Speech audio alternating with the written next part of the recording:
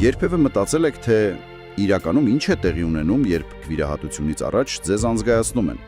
Շատերիս մոտ երևի հիշողությունն այսպիսին է. սկսում ես հետ հաշվարկը 10, 9, 8 ու հոպ, արթնանում ես, երբ ամեն ինչ վերջացել է։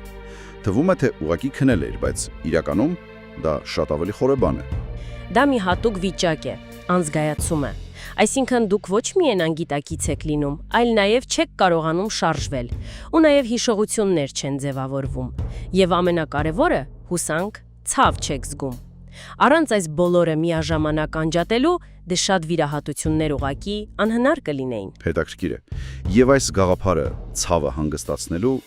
նոր չի, հա։ Բնավ, հազարամյակների պատմություն ունի։ Հին տեքստեր կան Եգիպտոսից, Ասիայից, Մերձավոր Արևելքից, որոնք նկարագրում են, թե ինչպես էին օգտագործում օրինակ օփիումի կակաչ, մանդրագորի պտուղ, նույնիսկ սովորական ալկոհոլ։ Դրանք առաջին անզգայացնողներն էին, այսպես ասած։ Իսկ այսօր երևի շատ ավելի բարդացել է ամեն ինչ։ Անհամեմատ, այսօր անզգայաբանները հաճախ համակցում են տարբեր միջոցներ։ Կան տեղային անզգայացնողներ, կան ներշնչական, գազերի տեսքով, կան էլ ներերակային դեղեր։ Նպատակն է ամեն վիրահատության ու ամեն հիվանդի համար ճիշտ բալանս գտնել։ Հասկանալի է։ Օրինակ, տեղային անզգայացումը, որ երևի շատերս գիտենք ատամնաբույժի մոտից, դա ոնց որ թե արգելափակում է ցավի ազդանշանը միայն կոնկրետ տեղից, չէ՞։ Ճիշտ այդպես։ Ցավը դե եւ մնացած զգացողությունները նյարդերով գնում են ուղեղ որպես էլեկտրական ազդանշան։ Տեղային անզգայացնողները այսպես պատնեշ են սարքում։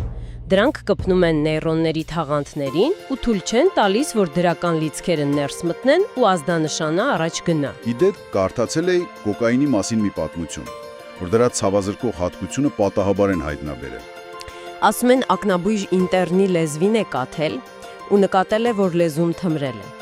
Թեև հիմա հազվադեպ է օգտագործվում, բայց շատ ժամանակակից տեղային անզգայացնողներ իր քիմիական կառուցվածքին նման են։ Լավ, իսկ եթե մեծ վիրահատություն է պետք է ընդհանուր անզգայացում, այսինքն լրիվ անգիտակից վիճակ։ Դրա համար հաճախ օգտագործում են ներշնչական անզգայացնողներ, այսինքն գազեր, որոնք շնչում են։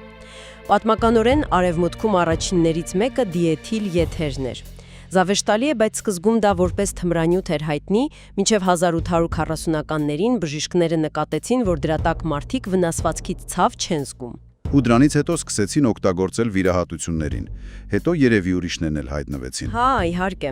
Ազոտի ենթոքսիբը, որին ծիծառի գազ են ասում, ու հիմա էլ ավելի ժամանակակից անվտանգ եթերային միացություններ, օրինակ սևոֆլուրանը,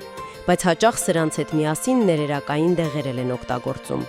Դրանք մշակվել են դեռ 1870-ականներին։ Օրինակ, ինչ դեղեր։ Դե շատ հայտնի է պրոպոֆոլը։ Այն արագ անգիտակցություն է առաջացնում։ Կամ ասենք ֆենտանիլը, որը շատ ուժեղ ցավազրկող է, օփիոիդ է։ Հիմա ամենահետաքրքիր հարցը։ Իսկ ուղեղում ինչ է կատարվում այդ ընթացքում։ Ոնց են այս դեղերը մեզ անջատում։ Դա շատ լավ հարց է։ Տեսեք, նորմալ արթուն վիճակում մեր ուղեղի էլեկտրական ակտիվությունը բավականին քաոսային է։ Տարբեր մասեր անընդհատ իրար հետ կապի մեջ են, տեղեկություն են փոխանակում։ Սա է, որ մեզ պահում է գիտակից վիճակում։ Իսկ անզգայացման ժամանակ այս ակտիվությունը դառնում է ավելի դանդաղ, ավելի կազմակերպված, ռիթմիկ։ Կարծես թե ուղեղի տարբեր շրջաններ էլ չեն խոսում իրար հետ։ Դե տարբեր դեղեր մի քիչ տարբեր կերպ են աշխատում, բայց շատերը օրինակ կապվում են ուղեղի նեյրոնների վրա գտնվող հատուկ ընկալիչների հետ։ GABA-A ընկալիչներ են կոչվում։ Սրանք պատկերացրեք դարպասներ են։ Անզգայացնողը կապվում է ու այս դարպասը բաց է պահում բացասական լիցքերի համար։ Այդ լիցքերը լցվում են նեյրոնի մեջ ու դժվարացնում են նրա համար ազդանշան ուղարկելը։ Այսպես ասած, հանգստացնում են նեյրոնը։ Այսինքն սա ուղղակի անջատում չէ, այլ ավելի նուրբ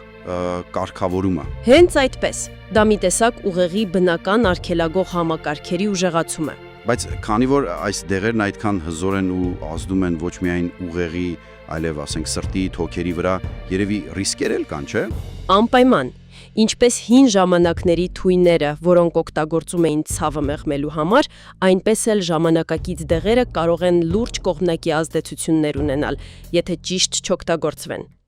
Հենց այստեղ է շատ կարևոր անզգայաբանի դերը։ Այո, նրանք պետք է շատ ճշգրիտ լինեն։ Դա ուղղակի դեղ տալը չի։ Անզգայաբանը պետք է ճիշտ ընտրի դեղերի համակցությունը, ճիշտ դոզան հաշվարկի կոնկրետ հիվանդի համար։ Ու ամբողջ վիրահատության ընթացքում րոպե առ րոպե վայրկյան առ վայրկյան պետք է հետևի հիվանդի վիճակին, սրտի աշխատանքին, շնչառությանը, ճնշմանը, ու եթե պետք լինի, անմիջապես փոխի դեղաչափերը։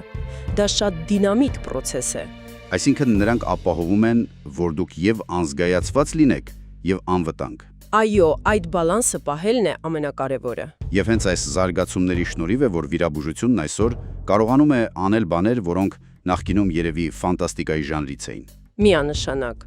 Անզգայացումը հնարավորություն տվեց անել կեսարյան հատումներ, բացել խցանված զարկերակներ, կատարել լյարդի, երիկամների փոխպատվաստում, այսինքն բազմաթիվ կյանք փրկող վիրահատություններ հնարավոր դարձան հենց անզգայացման զարգացման շնորհիվ։ Այն հեղափոխություն արեց բժշկության մեջ։ Ու վերջում, մի փոքր մտորելու թեմա ձեզ համար։ Հաշտի առնելով, որ մենք դեռ մինչև վերջ չենք հասկանում անգամ ժամանակակից անզգայացնողների բոլոր նուրբ մեխանիզմները,